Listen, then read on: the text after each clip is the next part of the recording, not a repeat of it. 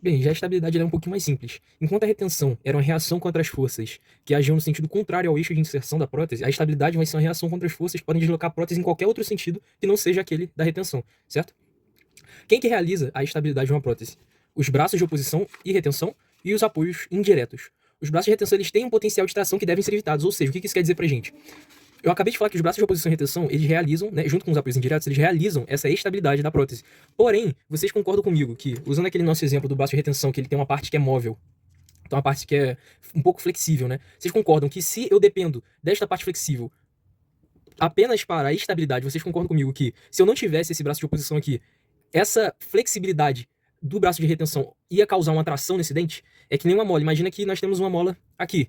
Eu vou encaixar ela no dente. A gente tá vendo o dente por cima, a gente tá vendo aqui a curvatura da linha do equador. Eu vou encaixar essa mola aqui. À medida que vai chegando na linha do equador, essa mola vai ficando menorzinha, menorzinha, menorzinha, passou da linha do equador, vai ficar um pouco maior. Mas você concorda que vai ter uma força aqui da mola, porque a mola quer se ciscar. Esse braço de retenção faz exatamente isso. É uma atração que ele gera. Se a gente depender dele para realizar essa estabilidade, o dente, e não tiver o braço de oposição, o dente vai acabar sendo jogado para lá. Vocês concordam? Para a palatina, no caso, já que o braço de retenção está na vestibular, ele vai ser deslocado para a palatina. Então, a gente deve evitar a instabilidade ocasionada pelo braço de retenção. A gente deve ter sempre o braço de oposição, realizando essa estabilidade, e os apoios indiretos. Para explicar como que esses apoios fazem a estabilidade da prótese, a gente vai dividir em algumas classes, né? A gente tem apoio indireto de classe 2, o professor optou por deixar a classe 1 por último, porque segundo ele achou mais difícil. O que diz pra gente esse apoio indireto de classe 2? Nós devemos planejar esse apoio indireto mais anterior e perpendicular à linha de fulcro. A gente tem que também evitar a estabilização pelo braço de retenção, como eu já falei, porque ele pode ser prejudicial ao dente.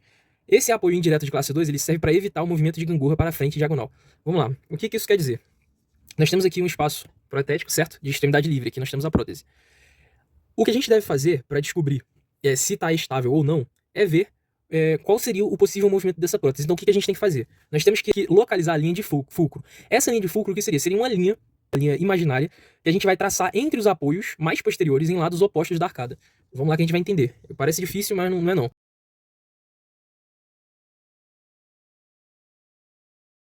Nós temos aqui, certo? Lados opostos da arcada. Quais são os apoios que nós temos aqui mais posteriores? Esse aqui, certo? Nós temos um apoio aqui e esse apoio aqui. Esses são os apoios mais posteriores. Quando a gente pega esses apoios e traça uma linha, significa que aqui nós temos a linha de fulcro. O que essa linha de fulcro significa? É o movimento que essa prótese pode fazer. Se você concorda comigo, deixa eu pegar aqui outra coisa, vamos lá. Imagina que o lápis é a linha de fulcro, certo? Então, aqui, tá em paralelo com a linha de fulcro ali que eu desenhei. E essa base amarela aqui seria a nossa prótese, certo?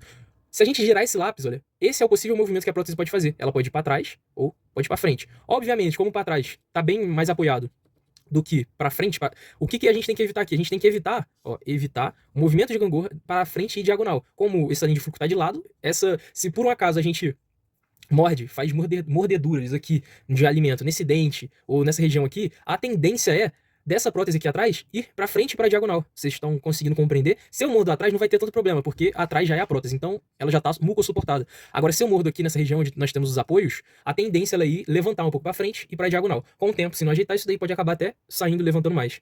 Então, o que a gente tem que fazer para evitar isso aqui? Nós temos que fazer um apoio indireto, nesse caso aqui considerado de classe 2. E esse apoio, ele é anterior e perpendicular à linha de fulcro. Ou seja, perpendicular 90 graus. Anterior, aqui. Aqui está o nosso apoio indireto de classe 2. Indireto porque está distante do espaço protético. Anterior porque está aqui nos dentes anteriores. E perpendicular à linha de fulcro. Porque vocês concordam, se eu boto um apoio na frente, esse movimento aqui, que a prótese vai fazer, ó. Vou colocar um apoio aqui. Pronto, coloquei. Não vai mais. Por mais que eu tente girar, essa prótese está apoiada e não vai fazer esse movimento de gangorra para frente na diagonal. A outra situação seria um apoio indireto de classe 3, para evitar movimentos de gangorra para os lados. A gente deve evitar colocar prótese unilateral. Então, se nós temos aqui uma arcada que está com espaço protético aqui em um lado, se eu coloco uma prótese aqui, nós temos um apoio aqui, certo? Nesse dente mais anterior e nesse dente mais posterior. Apoio, apoio, traça uma linha. São os únicos apoios que a gente tem. Traça uma linha, essa é a linha de fulcro, certo? A prótese vai ficar aqui em cima. Você concorda comigo que se eu girar, essa prótese pode ir tanto para lá como para cá? Concorda? Ela pode sambar tanto para vestibular como para palatina. Então, esse estilo aqui a gente não pode usar, que é justamente está escrito aqui, ó, não colocar prótese unilateral. A gente deve fazer apoios indiretos no lado oposto e utilizar braços de retenção. Então vamos aqui, o que a gente pode usar para reverter essa situação? Nós podemos colocar apoios, certo? Com braço de retenção aqui do outro lado, vai formar meio que um triângulo. Então colocando apoio ali, obviamente, a gente vai ter os conectores maiores aqui passando de um lado para o outro. A prótese não vai ser dividida, ela vai ser única, né? Passando aqui para o lado para o outro. Então a gente vai ter um apoio lá do outro lado, impedindo dela virar para esse lado, certo? Para a palatina. A gente também pode botar um apoio mais ali, mais anterior ali, e ficar meio que esse quadrado aqui, esse polígono, sei lá como é que a gente chama isso, mas são dois jeitos diferentes que também funcionam. Então, para a Palatina, ela não ia mais andar, porque nós temos o apoio aqui, e para vestibular, o que a gente ia usar? Braços de retenção. Lembra que os braços de retenção, eles também participam, né, da estabilidade, mas é aquele assunto, né? Eles não podem ser os únicos a participar da estabilidade, porque eles são flexíveis e causam uma certa tração. Então a gente tem que usar os braços de retenção aqui, junto com os braços de oposição. Então esses braços de retenção vão ser responsáveis por evitar que essa prótese vá para vestibular. Faça esse movimento aqui, certo? Para cá a gente já tem o apoio, para lá a gente vai ter os braços de retenção, junto com os braços de oposição, para evitar que esse braço de retenção cause imobilidade no nosso dente. Já apoio indireto de classe 4, a gente deve evitar movimento de gangorra para trás. Se for um espaço muito grande, pode ser tão deletéria quanto a extremidade livre posterior. Isso daqui é porque quando a gente tem um caso de extremidade livre posterior, é muito mais difícil de conseguir um tratamento, né, de conseguir tratar esse paciente, quanto essa situação aqui, se a gente tiver um espaço muito grande em classe 4, que seria o edentado anterior. A gente não deve usar assim, certo? Nós temos aqui a linha de fulcro, uma linha traçada entre os apoios, tracei a linha, olha o movimento que a prótese pode fazer, ó, para frente, para trás, para frente, para trás. O que a gente deve fazer nessa situação? Colocar apoios posteriores. A gente evita esse movimento para trás, ok?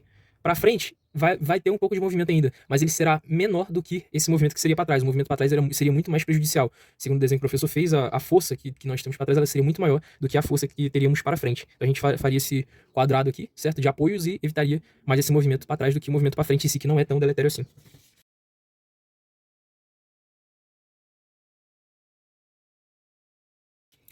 E para finalizar o apoio indireto do classe 1, que a gente evita esse movimento de gangorra para frente.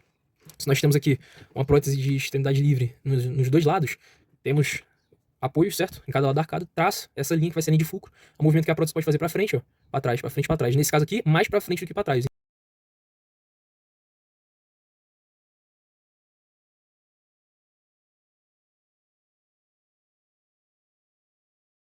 Então a gente precisa resolver focar mais nesse movimento para frente.